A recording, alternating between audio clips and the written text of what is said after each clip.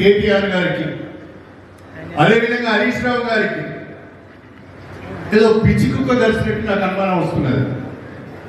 వాళ్ళు మాట్లాడు ప్రతిరోజు పత్రికల్లో ఉండాలి, ప్రతిరోజు ఉదయం సాయంకాలం మీడియాలో ఉండాలనే తపన తప్ప మరొకటి లేదు. ప్రతిపక్షము ప్రభుత్వానికి తగు రీతిలో సలహాలు సూచనలు ఇవ్వాలి, విమర్శలు కూడా చేయాలి. అవి సహేతుకంగా ఉండాలి, ప్రజలకు ఉపయోగపడే విధంగా ఉండాలి.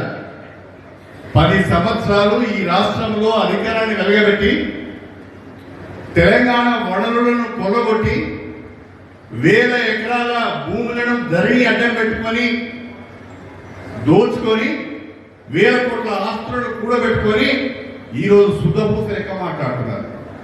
అరే, మీకు అవినీతి గురించి మాట్లాడే, నీతి గురించి మాట్లాడే నైతిక హక్కు మీకుందా అని అడుగుతున్నాను.